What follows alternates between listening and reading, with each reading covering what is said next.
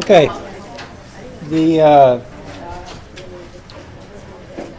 today's topic will be graphical behavior or the black oil PVT properties. Black oil PVT properties for the oil phase and for the gas phase. So that's what we're going to look at today.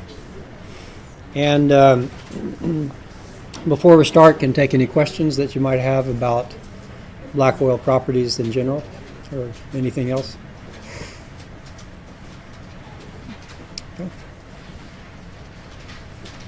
All righty. Can you elaborate a bit more about delta V O and delta V OG? The last terms that you talked about last session.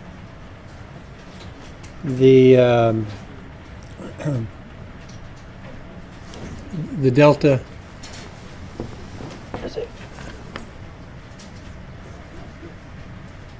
Oh. Okay. Yeah, this is from last lecture where we talked about starting with I'll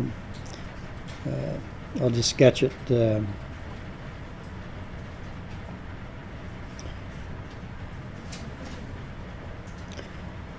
pressure and looking at volume, and if we start with some initial oil volume, is that color okay? Change something. Change. Okay, and then we talked about this oil,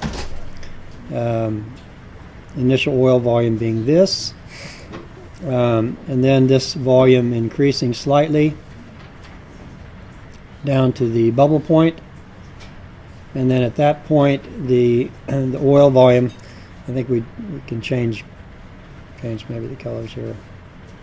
No, doesn't look like that. It's going to work. I'll do it in green. The oil volume would be like I say, slightly increasing because of this compressibility effect. And then when you hit the bubble point, the oil volume goes down and shrinks to some value. It looks like it's going to 0, which it shouldn't. I'll just make this a little better. And the total volume went monotonically increased, but really started kicking up. This being the total volume, this being the oil volume, and then this in between here representing the gas volume.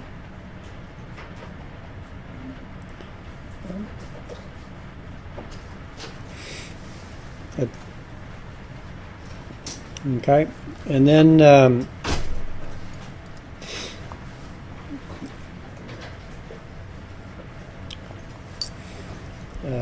we talked about the gas volume in terms of black oil properties being represented. This gas volume here, which I think I wrote delta volume gas.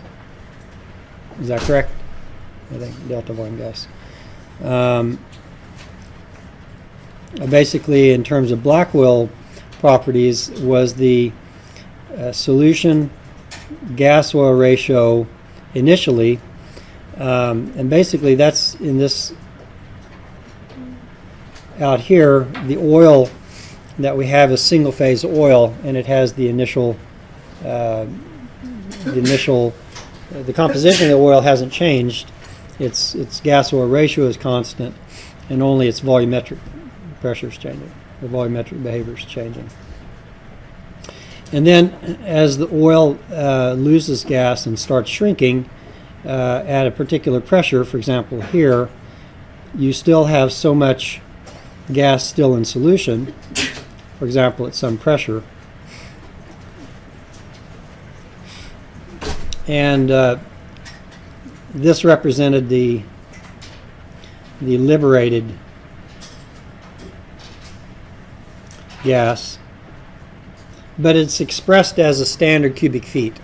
Okay, and the unit is standard cubic feet per stock tank barrel. So I'm just going to say that we start out here, we start with a reference. Let's just say that initially we have 1 stock tank barrel. Okay, that would mean that the volume here initially would be, it might be 2 barrels or 2.5 barrels or 1.5 barrels, something. In fact, the initial oil volume would actually be the formation volume factor in magnitude, BOI, times 1 stock tank barrel. That would give you.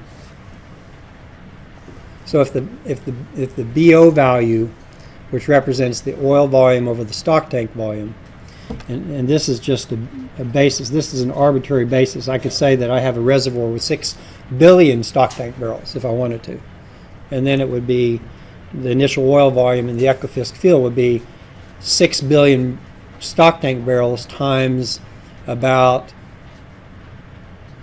if I remember the initial formation volume factor, about 1.8. I don't remember the number. Something around 1.8 times 6 billion barrels. That would be the reservoir oil volume. Okay. But right now, I say I'm not going to get into the 6 billion barrels or the 3 billion barrels or the 30,000 barrels initial stock tank oil. I'm just going to say arbitrarily I've got 1 stock tank barrel. So the initial oil volume would be 1 stock tank barrel times BOI of the oil. And that oil volume increases a little bit and then it shrinks. So we're going to say on a basis of 1 stock tank barrel initially, the gas volume that comes out of solution, liberates, is this many standard cubic feet or standard cubic meters, whatever you want to use.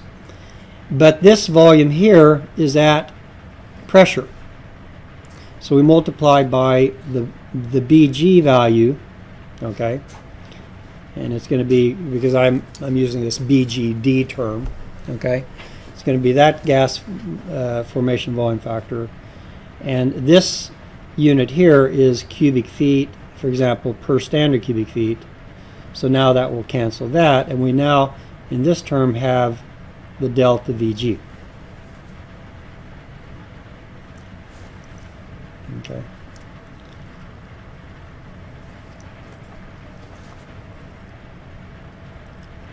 But that reservoir gas, when it liberated from the oil, took some of these heavier components with it. Okay, the C7 and the C8 and the C30 plus.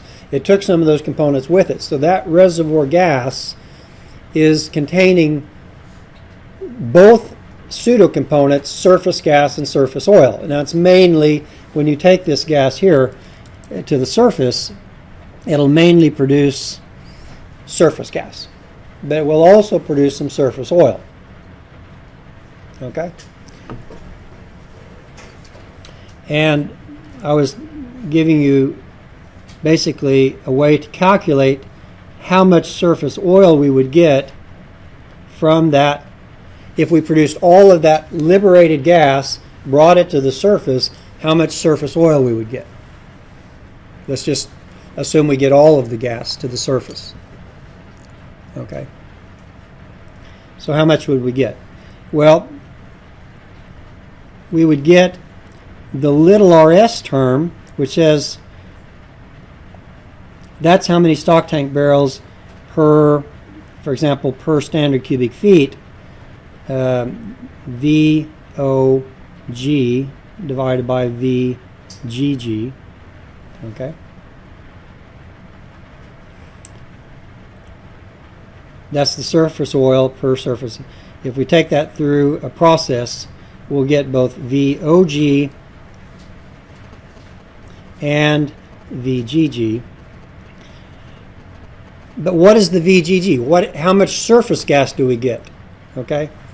Well, that's basically going to be our this term, this standard cubic feet here, this delta RS term.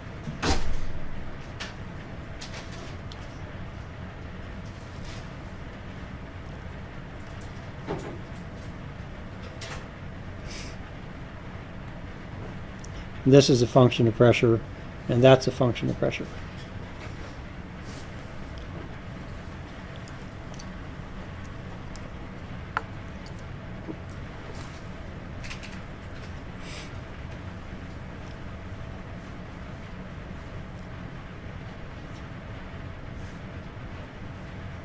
Which I think the way I'd written it last time, I first wrote it as it would be little rs times delta Vg times 1 over Bg d.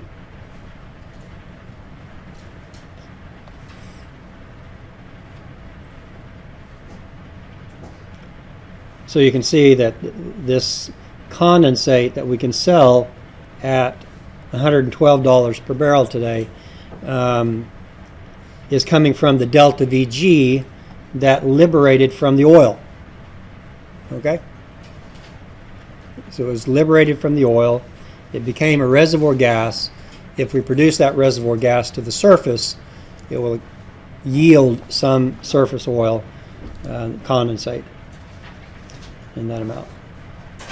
Okay. Is this explained? Yes. And then on top of that, I confused you probably by saying that of that gas that evolves and liberates, probably only some of that gas will actually be produced to the surface. Okay? I said 60%. Okay? So that was just to confuse you. So. Okay.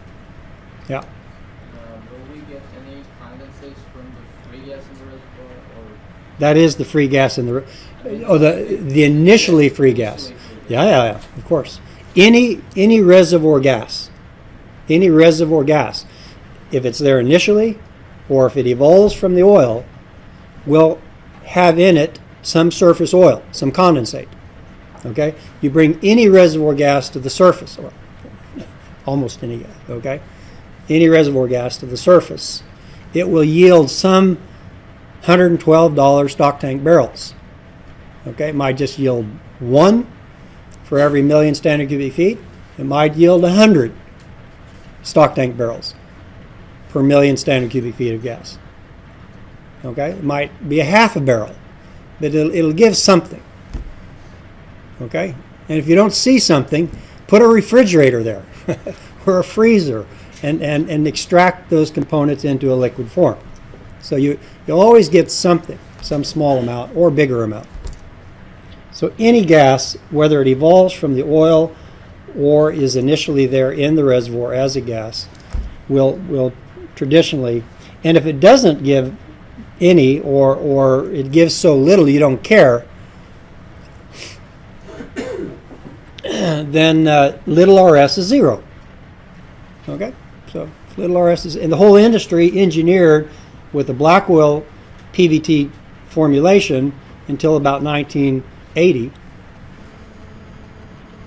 They always said little rs don't matter, or it's not there, or it's not important.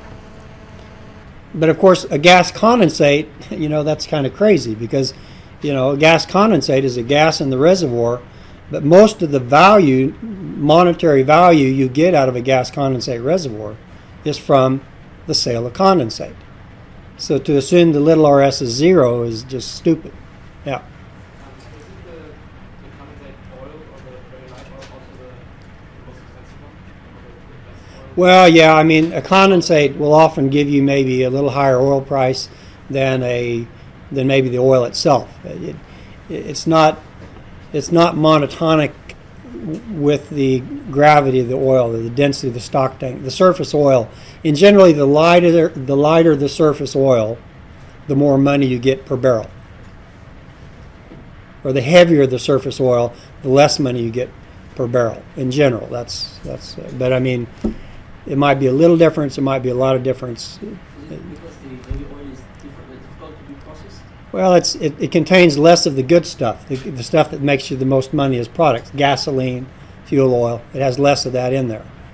Okay, it's got more tar, stuff you make roads with. Who cares? So it's, and you might have to take a heavy oil and add a bunch of money, chemicals and stuff to it to create the gasoline and the fuel oil. Okay, so it just becomes more expensive to create the good stuff. Well, it's not good stuff if we're environmentally conscious, but you know, it's the good stuff from the money, the Mitt Romney good stuff. Okay, all right.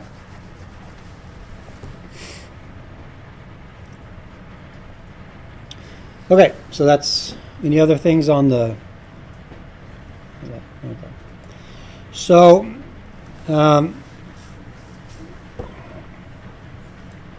I did something down here I didn't want to do, so I'm going to delete this.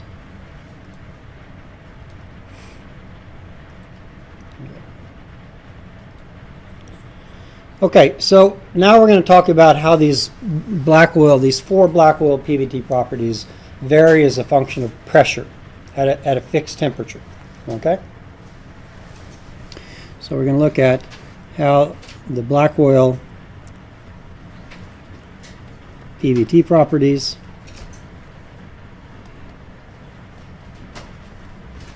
vary with pressure. This is a little bit smaller than I usually have. Vary with pressure at a constant temperature. You'll see that a little better in the back. And for the oil phase, just to remember there are actually three properties. There's the solution oil-gas ratio, the oil formation volume factor, and we also consider the oil viscosity, which can be very important as one of the phase properties of black oil properties. And for the gas phase, we got the little rs, which is this condensate solution oil-gas ratio, the special form of the gas formation volume factor that is representing the expansion from a reservoir gas into what becomes surface gas, okay, what actually becomes surface gas, and the gas viscosity. So these are 6 properties I want to sketch as a function of pressure what they look like. Okay.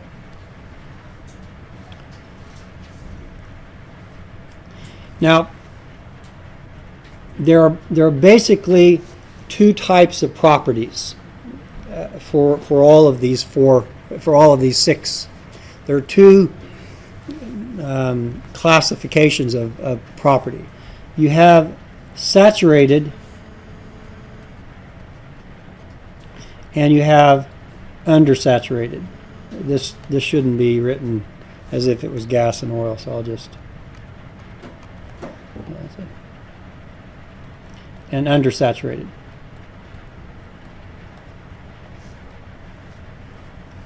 Okay. Put that in the middle. Okay. So you have the BO behaves differently with pressure if it's saturated or undersaturated. Likewise, the RS and the MUO. Fundamentally different. You know, Republican, Democrat different. Okay. Instead of going this way, you go that way. Okay. So you have to understand how they change and why they change behavior. Okay. So to do that, I'm going to kind of give an orientation plot that I think might help a little bit, maybe not. So what we're going to do is we're going to look now at a pressure temperature sketch. We've got our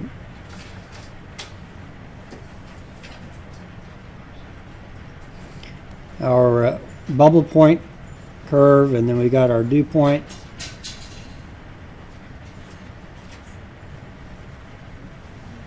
I'm just going to ignore the lower dew point because it's so low we don't care about it.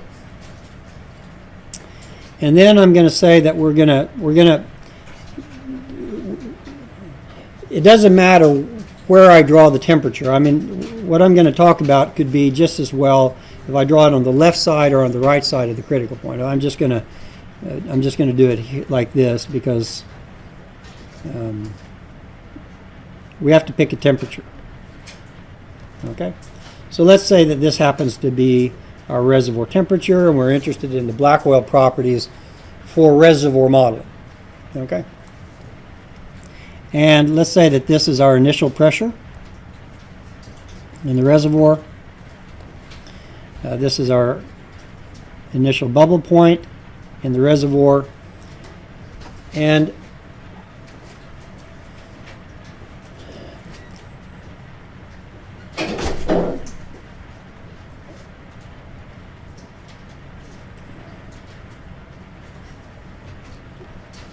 these points here are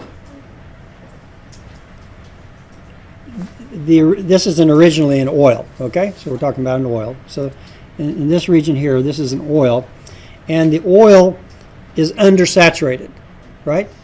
Okay, everything outside the phase diagram is undersaturated. So I'm just going to put U for undersaturated, and everything below here, inside the phase diagram, where there are two phases, okay, and that would also include the minus side of that point, because that point has a minus side and a plus side, okay? So if it turns its head upwards, then it's undersaturated. If it turns its head downwards, it's saturated. And in fact, that oil will have discontinuous properties, not the oil in a way, but in some ways the oil will have a discontinuity in its properties at that point. And all this stuff inside here are saturated. Okay, so what does saturated means? It means that there are two phases. Is one way to look at it. Or you can say that the phase is at its saturation pressure. Okay? So the particular phase that you're interested in is at its saturation pressure.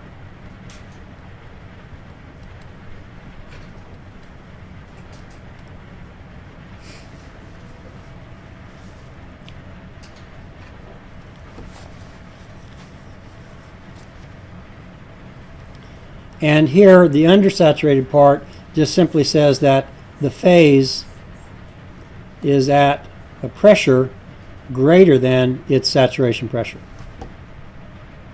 Okay?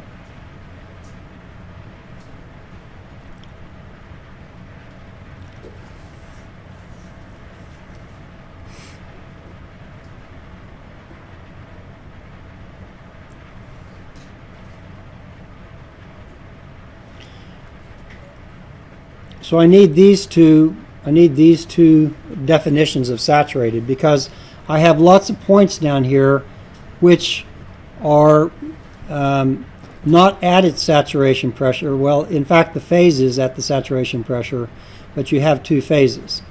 You have to be careful of what is the phase, because when you're outside the diagram and you're up in this here, this is the phase is oil, right? And it is the original oil we started with, okay? It's our original oil. Nothing's happened to the oil. So this is our original oil. But when we get down here, and if we take a look at this guy here, we now have expanded this into an oil and a gas phase, right? So now we've got two phases.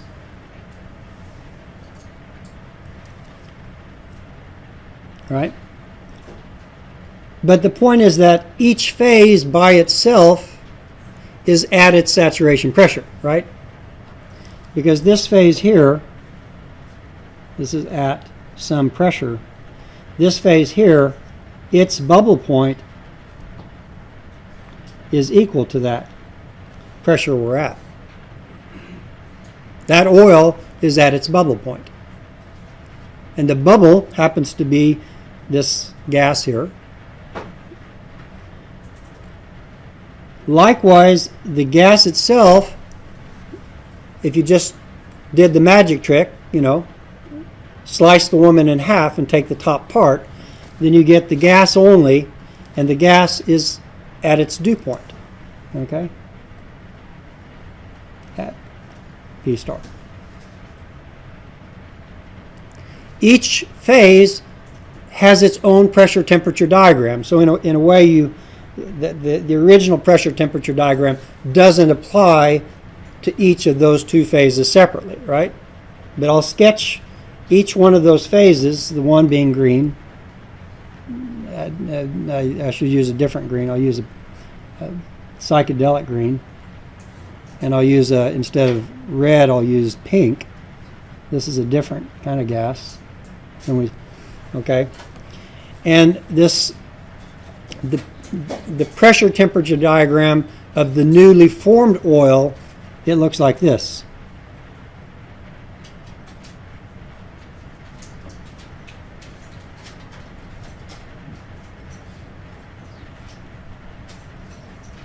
Well, I take that back.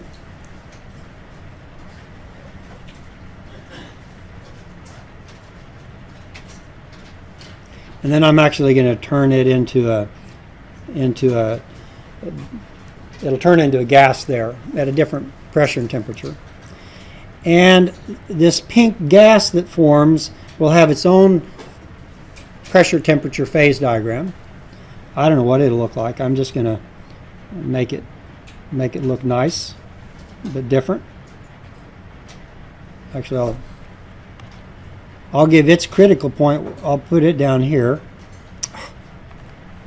Its critical point will be down here, and it'll have dew points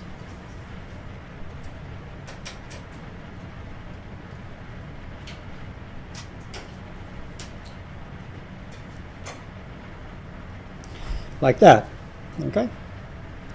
And what's common to both of those phases, the gas and the oil phase, is they both are at their saturation pressure. Okay?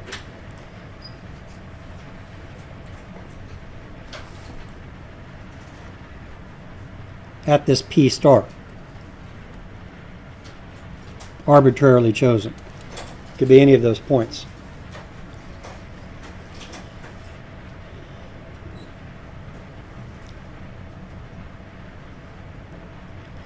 Okay? But, yeah. You have to speak up.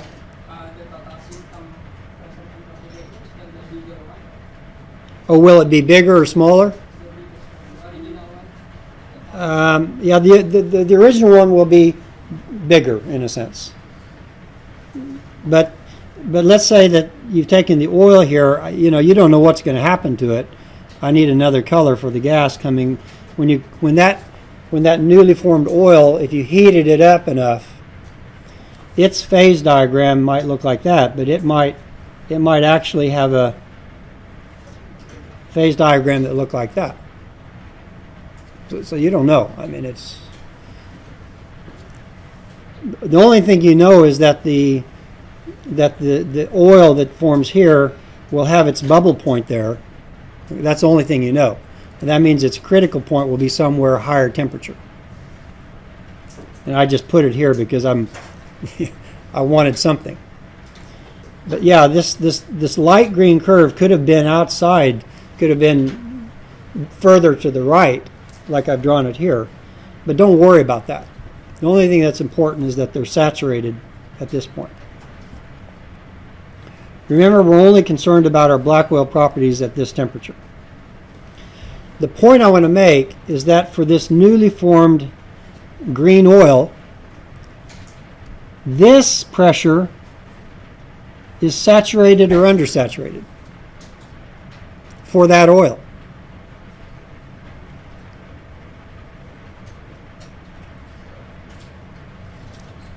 Its bubble point's down here. So this point here for the newly formed oil is undersaturated. Okay? So what used to be saturated condition for the original oil is now an undersaturated condition for this P star oil. Okay? So at that same pressure between PBI and P star, at this particular pressure here, It's saturated for the original oil, I'll write it like that, and it's undersaturated for this O star. Okay? So you can't just say at a given pressure I should expect saturated properties. Okay? Or undersaturated properties. You need, in reality, saturated and undersaturated properties pretty much everywhere. Okay?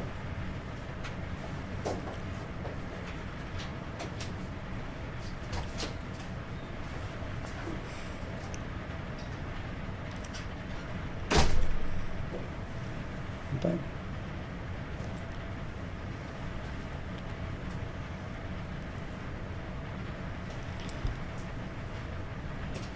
So now we've got this little light green thing I'm going to draw all the way down to here is undersaturated for that oil, right? Yeah. When we sample the reservoir that initially have oil and gas? Not in this reservoir. In this reservoir, I said the initial pressure was up here.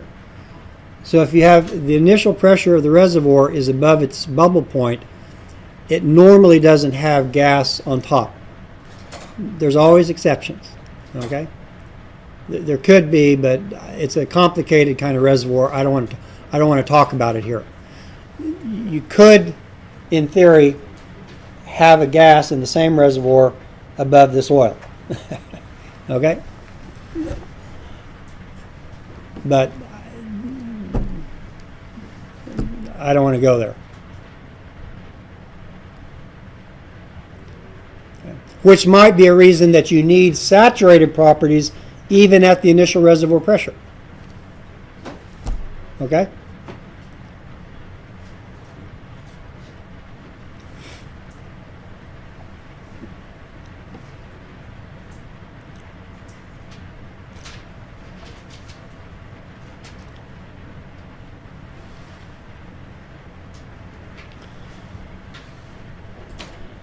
It's very tempting to go there, to tell you about this exotic kind of reservoir and how it would look. And we have some in Norway, and you have some probably in your country, but it'll make things even more complicated than they already are.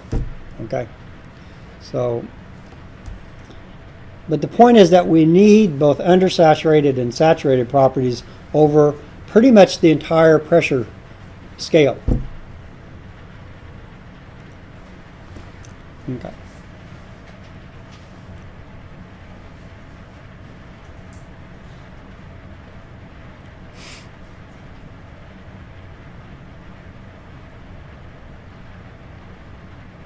Just like we need Democrats and Republicans, whatever you think, religiously or politically, you need them both, okay? Because we don't want to exterminate it based on political party, right?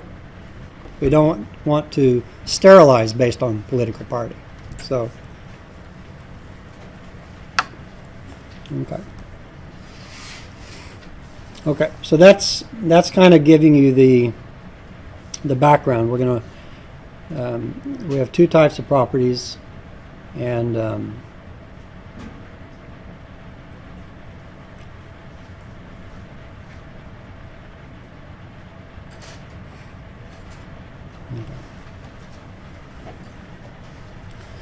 okay, so let's now look at the oil phase.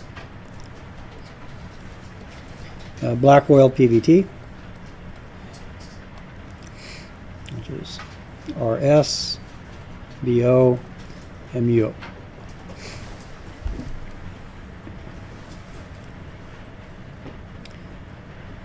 So, and just in terms of physical, if you're a physicist or a chemical engineer, this is basically reflecting the oil composition changes, the oil volume, and the oil density, if you will. Both of these properties are part of this.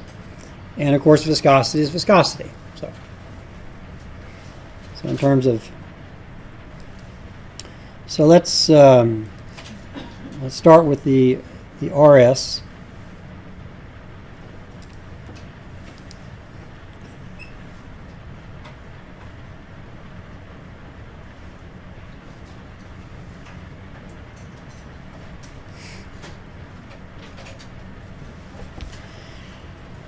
This typically will have this kind of shape.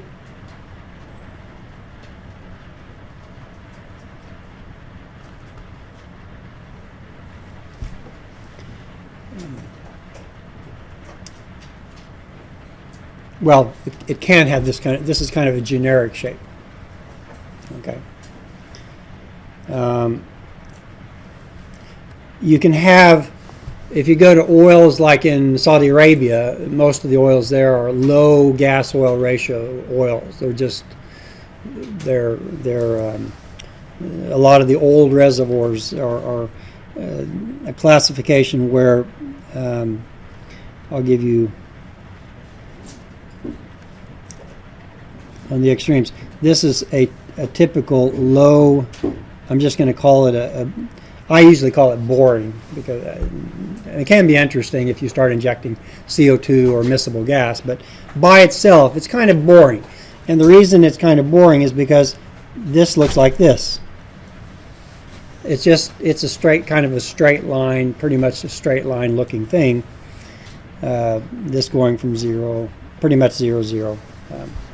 Without getting into the details of that. It's not really 0, 0, but so that's kind of a traditional old school kind of oil behavior. And then you've got what we really like, what I really like, it's a really high GOR oil, almost near critical. So I'm going to say high GOR, and I'm going to take it to the extreme of being near critical. And it will look much like here on the right, but it will be even more extreme.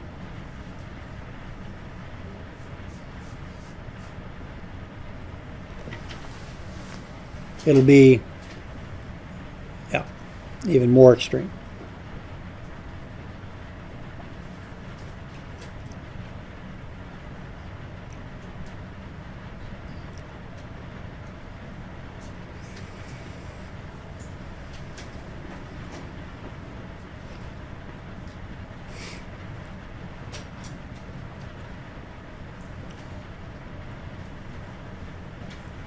Okay, any questions about that? So that's and this would be kind of our initial oil bubble point.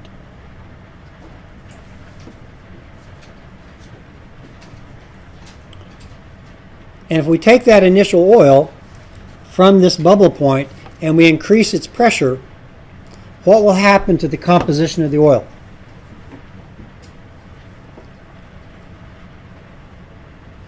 We take our water bottle with our Fodis bottle with CO2 inside the water, okay, and then we basically take another Fodis bottle. We fill the first bottle completely with the saturated CO2 saturated water all the way, okay, so that it's only full of water, and then you pressurize it. You squeeze the bottle, it's full of water. So now it's got 5 bar instead of 1 bar, okay.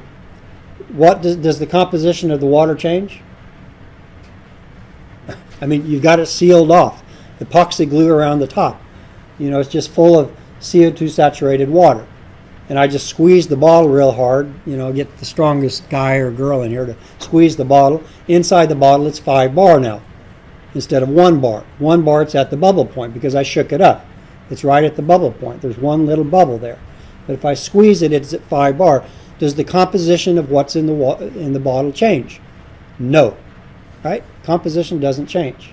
So that's the same thing here. So if we take that oil and we just increase its pressure, then that doesn't change.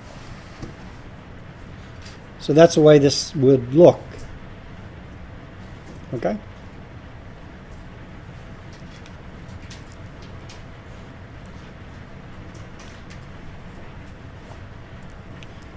So this x of I is remaining constant. But as we go below the bubble point, it's like up here, every new oil that we get, and in this case at P star we get this lime green oil, okay? That oil is changing composition, right? The gas that's coming out, the pink gas that's coming out, you're losing methane, ethane, propane, you're losing some of those. So along this line here, X of I is changing.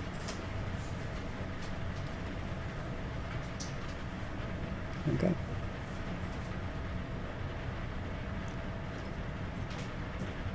We're getting different oil every time. And this curve is only looking at the oil and not the oil and the gas. It's just looking at the oil. So what we're doing is that we're removing the pink gas, taking it away, and we're saying, let's look at just that oil, the lime green oil, which is here. So, but if we take that lime green oil, we do the magic trick, we slice the the lady in half, and we take the pink, off, and we're left with the lime green, and we take that to the initial pressure, right? How will the composition of the lime green oil change? Is it going to change? If I take my magic trick, I slice the pink lady away, the head, the feet, whatever you want to take away, what's left, and you pressurize it doesn't change, okay? You're going to higher pressure, so its composition, being a different composition, I'll do it in lime green, this composition is constant, okay? Out there.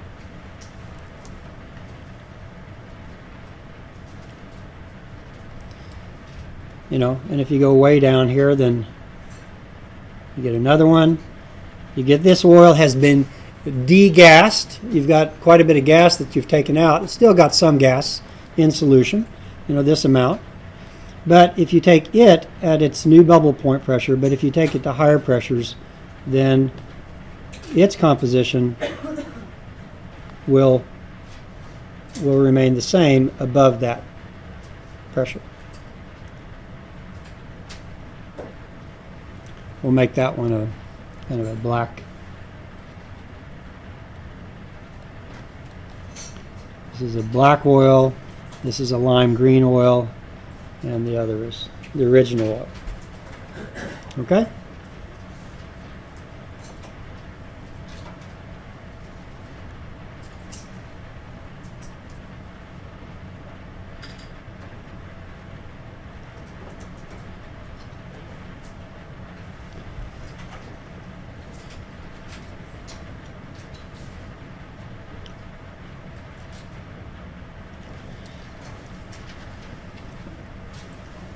As we move along this thing here, what we're doing to the original oil is that we are if you want to call it this, we're degassing the original oil.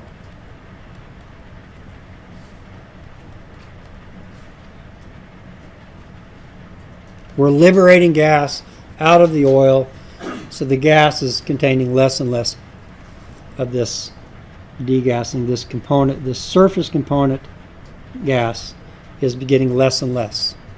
Yeah? Does the components liberate uniformly? No. If you look at the gas composition, the pink is not pink. The pink changes. The gas that comes off the oil at any given pressure will look different than the previous gas or the next gas. Do a lot of components come up first, or it really depends?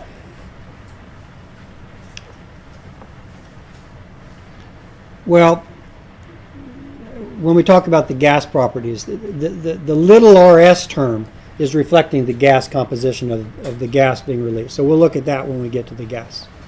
But it'll be reflected mainly in the little RS term.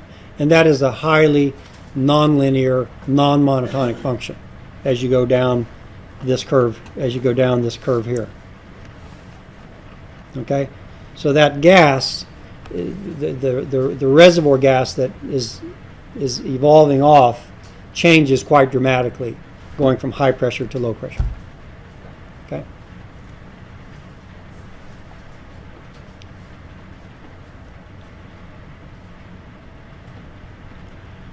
All right, so that got us so far. We got an hour left, 45 minutes left, the next break, to make our way through the rest of the plot. So I have to go a little bit faster on the other properties. Any questions before the break? Okay.